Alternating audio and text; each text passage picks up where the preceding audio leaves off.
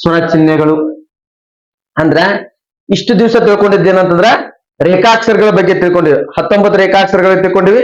ಅದಾದ ಬಳಿಕ ಸ್ವರಗಳು ಎಷ್ಟಂತ ತಿಳ್ಕೊಂಡ್ವಿ. ಅದಾಗಿರುವಂತ ನೆಕ್ಸ್ಟ್ ಏನ ಆ ರೇಖಾಕ್ಷರಗಳಿಗೆ ಸ್ವರ ಚಿಹ್ನೆಗಳು ಯಾವ್ಯಾವು ಮತ್ತು ಸ್ವರಗಳಿಗೆ ಎಷ್ಟು ಸ್ಥಾನದಲ್ಲಿ ಬರಿಬೇಕನ್ನೋದನ್ನ ತಿಳ್ಕೊಂಡಿರುವಂತದ್ದು. ಅದಕ್ಕೆ ನೆಕ್ಸ್ಟ್ ಏನ್ ಹೇಳ್ತಾರಂದ್ರ 1ನೇ ಸ್ಥಾನದಲ್ಲಿ ಬರುವಂತ ಸ್ವರಗಳು, 2ನೇ ಸ್ಥಾನದಲ್ಲಿ ಬರುವಂತ ಸ್ವರಗಳು, 3ನೇ ಸ್ಥಾನದಲ್ಲಿ ಬರುವಂತ ಸ್ವರಗಳು ಯಾವ್ಯಾವ ಅನ್ನೋದನ್ನ ಈ ಅಧ್ಯಾಯದಲ್ಲಿ ಏನ್ ಮಾಡ್ತಾನ ತಿಳಿಸ್ಕೊಡುವಂಥದ್ದು. ಆಯ್ತಾ.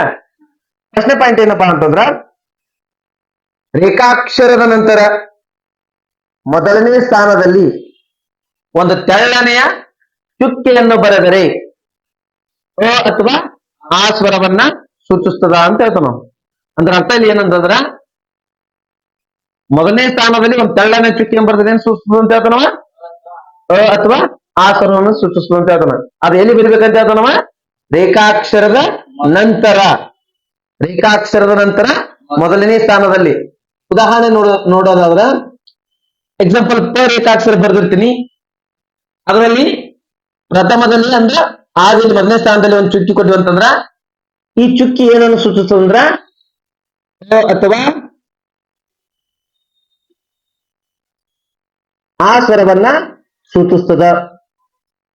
ಅಂದ್ರ ಅರ್ಥ 1ನೇ ಸ್ಥಾನದಲ್ಲಿ ಬರುವಂತ ಸ್ವರಗಳು ಯಾವುವು,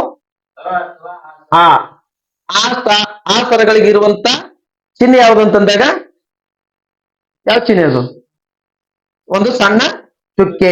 ಅರ್ಥ ಆಗತ್ತೆ ಹೇಳಿದ್ದು. ನೆಕ್ಸ್ಟ್ 2ನೇ ಪಾಯಿಂಟ್ ನೋಡೋದಾದ್ರ ರೇಖಾಕ್ಷರದ ನೆಕ್ಸ್ಟ್ ಇಷ್ಟೊತ್ತು ತಿಳ್ಕೊಂಡಿದ್ದೇನಂತಂದ್ರ ಚುಕ್ಕೆಯ ಸಂಬಂಧಪಟ್ಟಂತ ಸ್ವರಗಳ ಬಗ್ಗೆ ತಿಳ್ಕೊಂಡಿವಿ. ಅಂದ್ರ ಅರ್ಥ ಒಂದು ರೇಖಾಕ್ಷರದ ಮೊದಲನೇ ಸ್ಥಾನದಲ್ಲಿ ಒಂದು ತೆಳ್ಳನ ಚುಕ್ಕೆ ಬರೆದ್ರೆ ಯಾವ ಸ್ವರವನ್ನು ಸೂಚಿಸ್ತದೆ ಅಂತ ಹೇಳಿದ್ವಿ ನಾವು. ಅದೇ ರೀತಿಯಾಗಿ ರೇಖಾಕ್ಷರದ ನಂತರ 2ನೇ ಸ್ಥಾನದಲ್ಲಿ ಒಂದು ತೆಳ್ಳನೆ ಚುಕ್ಕೆ ಬರೆದ್ರೆ ಯಾವ ಸ್ವರವನ್ನು ಸೂಚಿಸುತ್ತದೆ ಅಂತ ಹೇಳಿದ್ವಿ. ನೆಕ್ಸ್ಟ್ ಅದೇ ರೀತಿಯಾಗಿ ರೇಖಾಕ್ಷರದ ನಂತರ 3ನೇ ಸ್ಥಾನದಲ್ಲಿ ಬರುವಂತ ಸ್ವರವನ್ನು ಯಾವ ಸ್ವರವನ್ನು ಸೂಚಿಸ್ತದೆ ಅಂತ ಹೇಳಿದ್ವಿ, ಈ ಅಥವಾ ಈ ಸ್ವರವನ್ನು ಸೂಚಿಸ್ತದೆ ಅಂತ ಹೇಳಿದ್ವಿ. ನೆಕ್ಸ್ಟ್ ಈಗ ಇಷ್ಟೊತ್ತು ಮುಗಿದಿದ್ದೇನಂದ್ರ ಚುಕ್ಕೆಗೆ ಸಂಬಂಧಪಟ್ಟ ಸ್ವರಗಳು ಮುಗಿದವು. ಈಗ ಇರುವಂತದ್ದು ಗೀಟ ಅಂತ ಬರೆಸಿದ್ವಿ, ಹೌದಾ. ಇನ್ನೊಂದು ಸ್ವರದ ಚಿಹ್ನೆ ಯಾವ್ದಂದ್ರೆ ಗೀಟು. ಆ ಗೀಟಿಗೆ ಸಂಬಂಧಪಟ್ಟಂತ ಸ್ವರಗಳಂತ ಯಾವ್ಯಾವ ಅಂತಂದಾಗ ರೇಖಾಕ್ಷರದ ನಂತರ 2ನೇ ಸ್ಥಾನದಲ್ಲಿ ಒಂದು ತೆಳ್ಳನೆಯ ಗೀಟನ್ನು ಬರೆದರೆ ಅಥವಾ ಒಂದು ಚಿಕ್ಕದಾದ ಗೀಟನ್ನು ಬರೆದರೆ ಯಾವ ಸ್ವರವನ್ನು ಸೂಚಿಸ್ತಂತೆ ಹೇಳ್ತಾನವ, ಓ ಅಥವಾ ಓ ಸ್ವರವನ್ನ ಸೂಚಿಸ್ತದಂತನ. ಅರ್ಥ ಆಯ್ತಂದ್ರ ರೇಖಾಕ್ಷರ ಅದರ ನಂತರ 2ನೇ ಸ್ಥಾನದಲ್ಲಿ ಒಂದು ತೆಳ್ಳನೆಯ ಗೀಟನ್ನು ಬರೆದರೆ ಅಥವಾ ಒಂದು ಚಿಕ್ಕ ಗೀಟನ್ನು ಬರೆದರೆ ಓ ಅಥವಾ ಓ ಸ್ವರವನ್ನ ಸೂಚಿಸ್ತದ ಅಂತ ಹೇಳ್ತಾನ. ಅರ್ಥ ಆಗತ್ತು. ನೆಕ್ಸ್ಟ್ ಅದೇ ರೀತಿಯಾಗಿ 1ನೇ ಪಾಯಿಂಟ್ ಆದ್ರ 2ನೇ ಪಾಯಿಂಟ್ ನೋಡಿದ್ರ ರೇಖಾಕ್ಷರದ ನಂತರ 3ನೇ ಸ್ಥಾನದಲ್ಲಿ ರೇಖಾಕ್ಷರ ನಂತರ 3ನೇ ಸ್ಥಾನದಲ್ಲಿ ಒಂದು ತೆಳ್ಳನೆಯ ಅಥವಾ ಚಿಕ್ಕದಾದ ಗೀಟನ್ನು ಬರೆದರೆ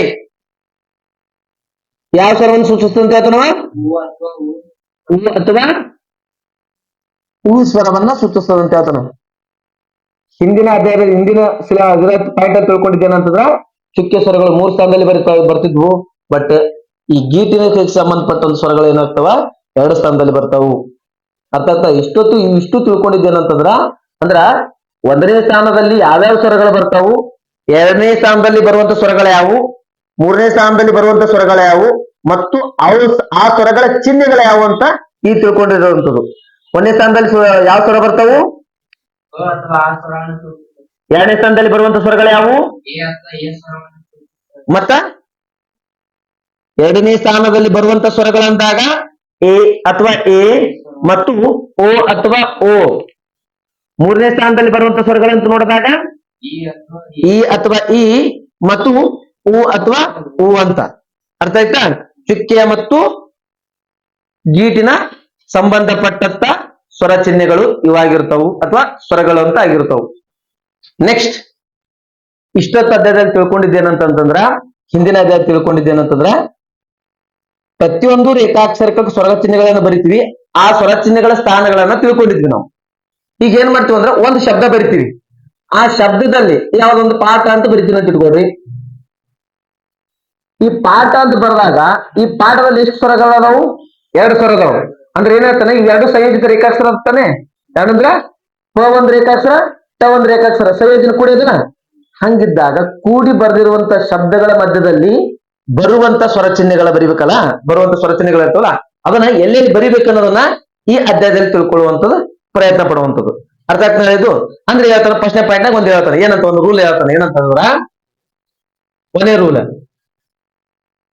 ಸಂಯೋಜಿತ ರೇಖಾಕ್ಷರಗಳ ಮಧ್ಯದಲ್ಲಿ, ಸಂಯೋಜಿತರ ಅಂದ್ರೆ ಒಂದು 2 ರೇಖಾಕ್ಷರ ಅಂತ ಅಂದ್ರೆ ಒಂದಕ್ಕಿಂತ 2 ರೇಖಾಕ್ಷರಗಳು ಅಥವಾ ಒಂದಕ್ಕಿಂತ ಹೆಚ್ಚಿನ ಪದಗಳ ಅಥವಾ ಅಕ್ಷರಗಳನ್ನು ಕೂಡಿರುವಂತ ಸಂಯೋಜಿತ ರೇಖಾಕ್ಷರ ಅಂತ.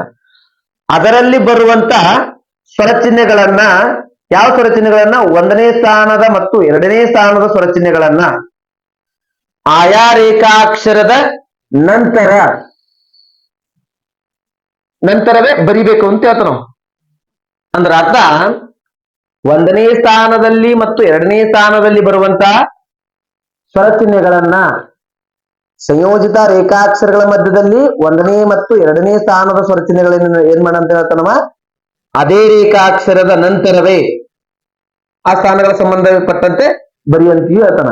ಎಕ್ಸಾಂಪಲ್ ನೋಡೋದ, ಉದಾಹರಣೆ ನೋಡೋದಾದ್ರ ಪಾಠ, ಭಾಗ, ಭೋಗ, ಪೋರ ಅಂತ. ಅಂದ್ರೆ ಅಲ್ಲಿ ಏನದು? ಪ ಅಂದ್ರೆ ಎಷ್ಟನೇ ಸ್ಥಾನ ಸ್ವರ? ಪದೊಳಗೆ ಯಾವ ಸ್ವರ ಅದ? ಆ ಸ್ವರ ಅದ. ಆ ಸ್ವರ ಅಂದ್ರೆ ಎಷ್ಟನೇ ಸ್ಥಾನ ಸ್ವರ ಅದು? 1ನೇ ಸ್ಥಾನ ಸ್ವರ. ಹಂಗಿದ್ದಾಗ ಏನಂದ್ರ ಅದಕ್ಕೆ ಸಂಬಂಧಪಟ್ಟಂತ ಸ್ವರಚಿಹ್ನೆಯಲ್ಲಿ ಬರಿ ಅಂತ ಹೇಳ್ತಾನ, ಅದೇ ರೇಖಾಕ್ಷರದ ನಂತರವೇ ಬರಿ ಅಂತ ಹೇಳ್ತಾನ. ಅಂದ್ರ ಪ ರೇಖಾಕ್ಷರ ಸಂಬಂಧಪಟ್ಟದ್ದ 1ನೇ ಸ್ಥಾನ ಸ್ವರ ಇದೆಯಲ್ಲ, ಅದೇ ರೇಖಾಕ್ಷರ ಪಕ್ಕದಲ್ಲಿ ಬರಿಬೇಕಂತಂದ್ರ ಅರ್ಥ ಪ ಪಕ್ಕದಲ್ಲಿ ಎಷ್ಟನೇ ಸ್ಥಾನ? 1ನೇ ಸ್ಥಾನದಲ್ಲಿ ಬರಿತಾನ. ನೆಕ್ಸ್ಟ್ ಟ ರೇಖಾಕ್ಷರ, ಟ ರೇಖಾಕ್ಷರದಲ್ಲಿ ಇರುವಂತ ಸ್ವರ ಯಾವ್ದದ? ಯಾವ ಸ್ವರ ಅದ? ಟೊಳಗೆ ಪ ಸ್ವರ ಅದ. ಹಂಗಿದ್ದಾಗ ಅದು ಕೂಡ ಏನ್ ಮಾಡ್ತೀವಿ? 1ನೇ ಸ್ಥಾನ ಸ್ವರ ಆಗಿರೋದ್ರಿಂದ ಅದ್ರ ಪಕ್ಕದಲ್ಲಿ ಬರಿತೀವಿ. ನೆಕ್ಸ್ಟ್ ಭೋಗ ಅಂತ ತಗೊಂಡಾಗ ಭೋಗದೊಳಗಿರುವಂತ ಸ್ವರ ಯಾವುದು? ಓ ಸ್ವರ ಅಂತ ಐತಿ. ಎಷ್ಟನೇ ಸ್ಥಾನ ಸ್ವರ ಅದು? 2ನೇ ಸ್ಥಾನ ಸ್ವರ. ಅದೇ ಅದನ್ನೇನಿಲ್ಲ ರೂಲ್ ಏನ್ ಹೇಳತ್ತಂದ್ರ, ಸಂಯೋಜಿತ ರೇಖಾಕ್ಷರಗಳ ಮಧ್ಯದಲ್ಲಿ ಬರುವ 1ನೇ ಮತ್ತು 2ನೇ ಸ್ಥಾನ ಸ್ವರ ಅಂದನ, ಇದ್ರೊಳಗೆ 2ನೇ ಸ್ಥಾನ ಸ್ವರ ಅದ. ಈ ಚಿಹ್ನೆಯಲ್ಲಿ ಬರಿಬೇಕಂತ ಅದನ್ನ ಆ ರೇಖಾಕ್ಷರದ ನಂತರ, ಅದೇ ರೇಖಾಕ್ಷರದ ನಂತರ 2ನೇ ಸ್ಥಾನದಲ್ಲಿ ಬರಿ ಅಂತ ಹೇಳ್ತಾನ. ಹಂಗಿದ್ದಾಗ ಬ ರೇಖಾಕ್ಷರ, ಗ ರೇಖಾಕ್ಷರ, ಬದೊಳಗ ಓ ಸ್ವರ ಅದ, 2ನೇ ಸ್ಥಾನ ಸ್ವರ ಅದ. ಅದರ ನಿಯಮ ಪ್ರಕಾರ ಏನಂತ ಅದನ್ನ ಅದೇ ರೇಖಾಕ್ಷರದ ನಂತರ 2ನೇ ಸ್ಥಾನದಲ್ಲಿ ಬರಿತೀವಿ. ನೆಕ್ಸ್ಟ್ ಗ ರೇಖಾಕ್ಷರ, 1ನೇ ಸ್ಥಾನ ಸ್ವರ ಅದ. ಅದರ ನಿಯಮ ಪ್ರಕಾರ ಏನದಂತಂದ್ರ ಅದೇ ರೇಖಾಕ್ಷರದ 1ನೇ ಸ್ಥಾನ ಸ್ವರ ಆಗಿರೋದ್ರಿಂದ 1ನೇ ಸ್ಥಾನದಲ್ಲಿ ಬರಿತೀವಿ. ಅರ್ಥ ಆಗತ್ತ ಹೇಳಿದ್ದು?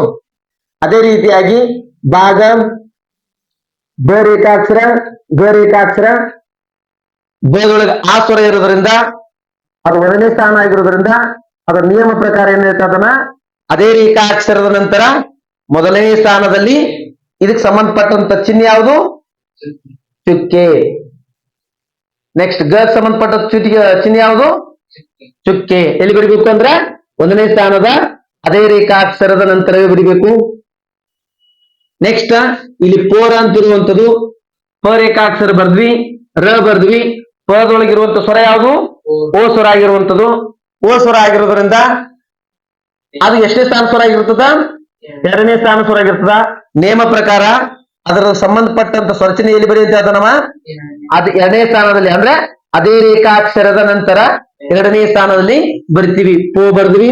ನೆಕ್ಸ್ಟ್ ರೊಳಗ ಅಸ್ವರ ಇರೋದ್ರಿಂದ ಆ ಅಸ್ವರವನ್ನ 1ನೇ ಸ್ಥಾನದಲ್ಲಿ ಬರಿತೀವಿ. ನಿಯಮ ಪ್ರಕಾರ ಏನಂತಂದ್ರ ಅದ್ರ ಪಕ್ಕದಲ್ಲೇ ಬರ್ದಿರ್ತೀವಿ. ಅರ್ಥ ಆಗತ್ತು? ನೆಕ್ಸ್ಟ್ ಇನ್ನೊಂದ್ ಏನ್ ಪಾಯಿಂಟ್ ಅಂತಂದ್ರ, ಈಗ 1ನೇ ಸ್ಥಾನ ಸ್ವರ ಮತ್ತು 2ನೇ ಸ್ಥಾನ ಸ್ವರವನ್ನು ಎಲ್ಲಿ ಬರಿಬೇಕಂತ ಗೊತ್ತಾಗಿರುವಂತದ್ದು. ಸಂಯೋಜಿತ ರೇಖಾಕ್ಷರಗಳ ಮಧ್ಯದಲ್ಲಿ ಬರುವಂತ 1ನೇ ಮತ್ತು 2ನೇ ಸ್ಥಾನ ಸ್ವರಚಿಹ್ನೆಗಳನ್ನ ಎಲ್ಲಿ ಬರಿತೀವಿ ಅಂತ ಗೊತ್ತಾಯ್ತು ನಿಯಮ. ಅದೇ ರೀತಿಯಾಗಿ ಇನ್ನೊಂದು ನಿಯಮ ಇರೋದ್ರ ಏನಂತಂದ್ರ, ನೆಕ್ಸ್ಟ್ ಈಗ ಬಂದಿರುವಂತದ್ದು 2ನೇ ಸ್ಥಾನದಲ್ಲಿ ಬರುವಂತ ಸ್ವರಚಿಹ್ನೆಗಳ ಬಗ್ಗೆ ಹೇಳುವಂಥದ್ದು. ಅರ್ಥ ಆಯ್ತಾ? ಏನಂತ ಹೇಳ್ತಾನಂತಂದ್ರ, ಒಂದು ರೇಖಾಕ್ಷರಕ್ಕೆ 2ನೇ ಸ್ಥಾನದಲ್ಲಿ ಒಂದು ತೆಳ್ಳನೆಯ ಚುಕ್ಕಿಯನ್ನು ಬರೆದರೆ ಏನು ಸೂಚಿಸುತ್ತದೆ ಅಂತ ಹೇಳ್ತಾನವ? ಎ ಅಥವಾ ಎ ಸ್ವರವನ್ನ ಸೂಚಿಸ್ತದ ಅಂತ ಹೇಳ್ತಾನ. ಎಕ್ಸಾಂಪಲ್ ನೋಡೋದಾದ್ರ ಅಥವಾ ಉದಾಹರಣೆ ನೋಡೋದಾದ್ರ ಈಗ ಪ ಅಂತ ಐತಿ. ಆ ಪ ರೇಖಾಕ್ಷರದ ನಂತರ ಎಷ್ಟನೇ ಸ್ಥಾನ ಅಂತ ಹೇಳ್ತಾನವ? ಎರಡನೇ ಸ್ಥಾನದಲ್ಲಿ ಒಂದು ತೆಳ್ಳನೆ ಚುಕ್ಕೆ ಅಂದಾಗ ಈ ಚುಕ್ಕೆ ಯಾವ ಸ್ವರವನ್ನ ಸೂಚಿಸ್ತದ ಅಂತಂದಾಗ ಎ ಅಥವಾ ಎ ಸ್ವರವನ್ನ ಸೂಚಿಸ್ತದ ಅಂತ ಹೇಳ್ತಾನ.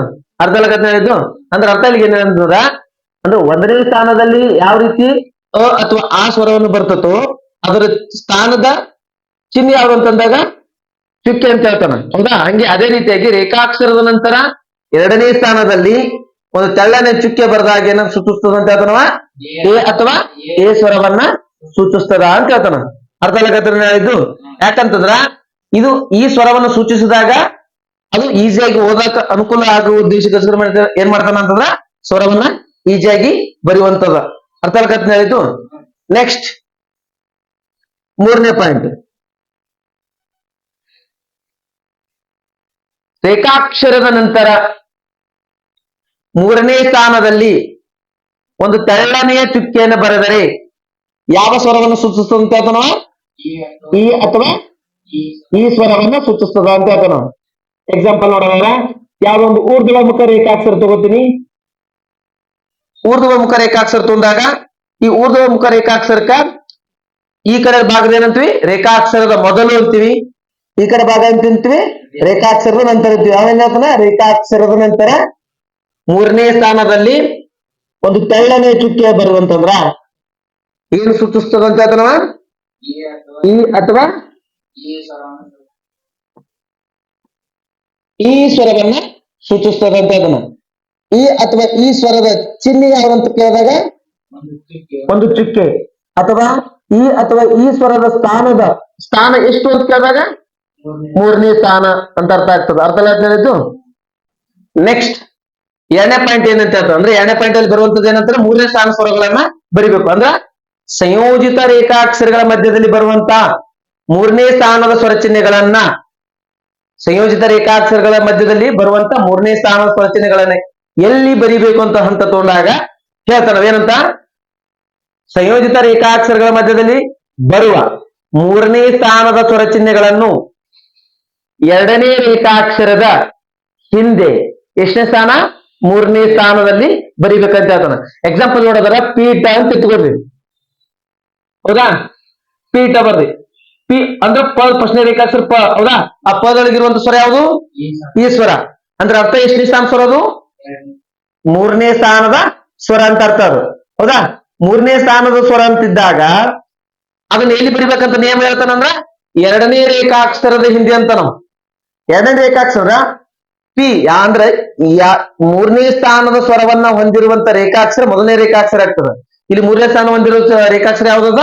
ಪಿ. ಅದು ಮೊದಲನೇ ರೇಖಾಕ್ಷರ ಆಗ್ತದ. ಅದರ ನಂತರ ಇರುವಂತ ರೇಖಾಕ್ಷರ ಯಾವ್ದದ? ಟ ಅದ. ಟ ಅಂದ್ರೆ ಅದೇನಾಗ್ತದೆ? ಎರಡನೇ ರೇಖಾಕ್ಷರ ಆಗ್ತದ. ಅಂದ್ರ ಪಿಗೆ ಸಂಬಂಧಪಟ್ಟಂತ ಸ್ವರಚಿಹ್ನೆಯನ್ನ ಏನ್ ಮಾಡ್ತೀವಿ? ಟದ ಹಿಂದೆ ಬರಿತೀವಿ. ಎಕ್ಸಾಂಪಲ್ ನೋಡೋದ್ರಿ, ಪ ರೇಖಾಕ್ಷರ ಪ ಬರ್ರಿ. ಈ ಪ ಬರಿಬೇಕಾದ್ರೆ ಮೂರನೇ ಸ್ಥಾನ ಸ್ವರ ಅದ. ಇದಕ್ಕೆ ಸಂಬಂಧಪಟ್ಟಂತ ಸಂಯುಕ್ತ ರೇಖಾಕ್ಷರಗಳ ಮಧ್ಯದಲ್ಲಿ ಮೂರನೇ ಸ್ಥಾನ ಸ್ವರವನ್ನು ಎಲ್ಲಿ ಬರೀತೇವೆ ನಂತರ ಎರಡನೇ ರೇಖಾಕ್ಷರದ ಹಿಂದೆ ಮೂರನೇ ಸ್ಥಾನದಲ್ಲಿ ಅಂತಾರ. ಇದು ಒಂದನೇ ರೇಖಾಕ್ಷರ ಆದ್ರ ಇದು ಎರಡನೇ ರೇಖಾಕ್ಷರ ಆಗ್ತದ. ಈ ಎರಡನೇ ರೇಖಾಕ್ಷರ ಅಂದ್ರ ಈ ಎರಡನೇ ರೇಖಾಕ್ಷರ ಹಿಂದಿನ ಭಾಗ ಈ ಭಾಗ ಆಗ್ತದೆ. ಹಿಂದಿನ ಭಾಗ ಈ ಭಾಗದಲ್ಲಿ ಏನ್ ಮಾಡ್ತೀವಿ? ಮೂರನೇ ಸ್ಥಾನ ಅಂದಾಗ ಇಲ್ಲಿ ಬರಿತೀವಿ. ಅದರಲ್ಲಿ ಇದು ಏನಾಗ್ತದ ಅಂದ್ರೆ ಈ ಸ್ಥಾನದ ಸ್ವರವನ್ನು ಹೊಂದಿರೋದ್ರ ಪ್ರಕಾರ ಅದಕ್ಕ ಒಂದು ತೆಳ್ಳನೆಯ ಚುಕ್ಕಿಯನ್ನು ಬರಿತೀವಿ.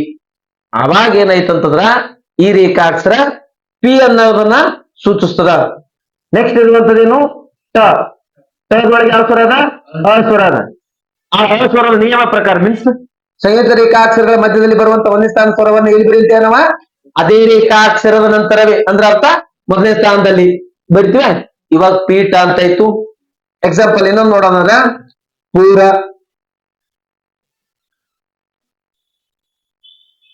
ಕುಲ,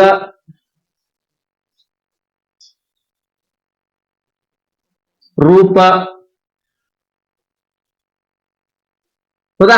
ಈಗ ನೋಡು, ಪೂರ ಅಂತ ಬರಿಬೇಕಾದಾಗ ಪದೊಳಗಿರುವಂತ ಎಷ್ಟನೇ ಸ್ಥಾನ ಸ್ವರ? ಮೂರನೇ ಸ್ಥಾನ ಸ್ವರ. ಅದಕ್ಕೆ ಏನ್ ಮಾಡ್ತೀವಿ? ಪ ಬರ್ದ್ವಿ. ಮೂರನೇ ಸ್ಥಾನ ಸ್ವರದ ಎಲ್ಲಿ ಬರಿಬೇಕಂತ ನಿಯಮ ಪ್ರಕಾರ ಏನಂತ ಹೇಳ್ತಾನ ಅಂದ್ರೆ ಎರಡನೇ ರೇಖಾಕ್ಷರದ ಹಿಂದೆ ಅಂತಾನ. ಇಲ್ಲಿ ಪ ರೇಖಾಕ್ಷರ ಒಂದನೇ ರೇಖಾಕ್ಷರ ಅದ್ರ ರ ರೇಖಾಕ್ಷರ ಎರಡನೇ ರೇಖಾಕ್ಷರ ಅದ. ಪದ ಒಳಗೆ ಇರುವಂತ ಸ್ವರ ಯಾವ್ದು ಅಂತಂದ್ರ ಹೂ. ಅದೇನ್ ಮಾಡ್ತೀವಿ ಮೂರನೇ ಸ್ಥಾನದಲ್ಲಿ ಅಂದ್ರೆ ಎರಡನೇ ರೇಖಾಕ್ಷರದಿಂದ ಮೂರನೇ ಸ್ಥಾನದಲ್ಲಿ ಒಂದು ತೆಳ್ಳನೆ ಗೀಟನ್ನು ಬರಿತೀವಿ.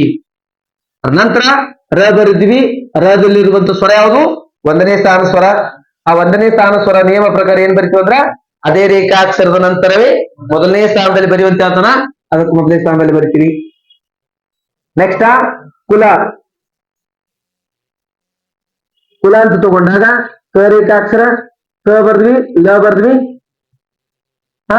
ಕದೊಳಗಿರುವಂತ ಹೂ ಸ್ವರ ಅದ ಅದು ಮೂರನೇ ಸ್ಥಾನ ಸ್ವರ ಆಗಿರ್ತದ. ಅದ ನಿಯಮ ಪ್ರಕಾರ ಎಲ್ಲಿ ಬರಿ ಅಂತ ಹೇಳ್ತಾನಂದ್ರ ಎರಡನೇ ರೇಖಾಕ್ಷರದ ಹಿಂದೆ ಅಂತ ಹೇಳ್ತಾನ. ಇದರಲ್ಲಿ ಎರಡನೇ ರೇಖಾಕ್ಷರ ಎಂದರೆ ಇದು ಎರಡನೇ ರೇಖಾಕ್ಷರ ಹೊಂದುತ್ತದ. ಅದ್ರ ಹಿಂದೆ ಅಂದ್ರೆ ಲ ರೇಖಾಕ್ಷರ ಅಂದ್ರೆ ಇಲ್ಲಿ ಮೇಲ್ಗಡೆ ಬರ್ತೀವಿ. ಅವಾಗೇನಾಯ್ತು ಕು ಆಯ್ತು. ಲ ಸಂಬಂಧಪಟ್ಟದ್ದು ಅಸ್ವರ ಎಷ್ಟನೇ ಸ್ಥಾನ ಅಂತ ಹೇಳ್ತಾನ ಒಂದನೇ ಸ್ಥಾನ. ಆ ರೇಖಾಕ್ಷರದ ಅಂತಾನೆ ಬರಿತೀವಿ. ನೆಕ್ಸ್ಟ್ ರೂಪ ಅಂತ ಬರಿತೀವಿ. ರ ರೇಖಾಕ್ಷರ ಊರ್ಧ್ವಮುಖವಾಗಿರುವಂತದ್ದು. ಪ ರೇಖಾಕ್ಷರ ಬರಿತೀವಿ. ರದೊಳಗ ಹೂ ಸ್ವರ ಆಗಿರೋದ್ರಿಂದ ರ ರೇಖಾಕ್ಷರ ಮೊದಲನೇ ರೇಖಾಕ್ಷರ ಆಗ್ತದ. ಪ ರೇಖಾಕ್ಷರ ಎರಡನೇ ರೇಖಾಕ್ಷರ ಆಗ್ತದ. ಅಂದ್ರ ಅರ್ಥ ರ ರೇಖಾಕ್ಷರಕ್ಕೆ ಸಂಬಂಧಪಟ್ಟ ಸ್ವರವನ್ನ ಏನ್ ಮಾಡ್ತೀವಿ ನಂತರ ಇರುವಂತ ರದ ನಂತರ ಇರುವಂತ ಎರಡನೇ ರೇಖಾಕ್ಷರ ಆಗಿರುವಂತಹ ಪ ರೇಖಾಕ್ಷರದ ಹಿಂದೆ ಅಂತೀವಿ. ಪ ರೇಖಾಕ್ಷರ ಈ ಭಾಗನ ಮುಂದಿನ ಭಾಗ ಅಂತೀವಿ. ಈ ಭಾಗನ ಹಿಂದಿನ ಭಾಗ ಅಂತೀವಿ. ಹಿಂದೆ ಎಷ್ಟನೇ ಸ್ಥಾನ ಅಂತನ ಮೂರನೇ ಸ್ಥಾನ ಅಂತ ಸೂಚನೆ ಕೊಡ್ತಾನ. ಅದಿದ್ದಾಗ ಇಲ್ಲಿ ಬರ್ತೀವಿ. ಹೂಕ್ಕೆ ಸಂಬಂಧಪಟ್ಟ ಸ್ವರವೇನದ ಗೀಟದ ಒಂದು ಸಣ್ಣ ಗೀಟದ ಬರ್ತೀವಿ. ನೆಕ್ಸ್ಟ್ ಪದೊಳಗೆ ಯಾವ ಸ್ವರ ಅದ ಅಸ್ವರ ಅದ. ಅಸ್ವರದ ನಿಯಮ ಪ್ರಕಾರ ಏನದ ಮೊದಲನೇ ಸ್ಥಾನ ಪ್ರಕಾರ ಎಲ್ಲಿ ಬರ್ತೀವಿ ಅಂತಂದ್ರ ರೇಖಾಕ್ಷರ ಅದೇ ರೇಖಾಕ್ಷರದ ನಂತರವೇ ಮೊದಲನೇ ಸ್ಥಾನದಲ್ಲಿ ಬರಿತೀವಿ. ಅದೇ ರೇಖಾಕ್ಷರಕ್ಕೆ ಬರಿತೀವಿ. ಇದು ಸಂಯೋಜಿತ ರೇಖಾಕ್ಷರಗಳ ಮಧ್ಯದಲ್ಲಿ ಬರುವ ಸ್ವರ ಚಿಹ್ನೆಗಳು ಯಾವ್ಯಾವ ರೀತಿಯಾಗಿ ಬರಿಬೇಕು, ಒಂದನೇ ಸ್ಥಾನ ಸ್ವರ ಮತ್ತು ಎರಡನೇ ಸ್ಥಾನ ಸ್ವರವನ್ನು ಎಲ್ಲಿ ಬರಿಬೇಕು ಮತ್ತು ಮೂರನೇ ಸ್ಥಾನ ಸ್ವರ ಚಿಹ್ನೆಯನ್ನ ಎಲ್ಲಿ ಬರಿಬೇಕು ಅನ್ನೋದನ್ನ ಈ ಟಾಪಿಕ್ ಗಳಲ್ಲಿ ತಿಳ್ಕೊಂಡಿರುವಂತದ್ದು. ಅರ್ಥ ಆಗತ್ತು. ನೆಕ್ಸ್ಟ್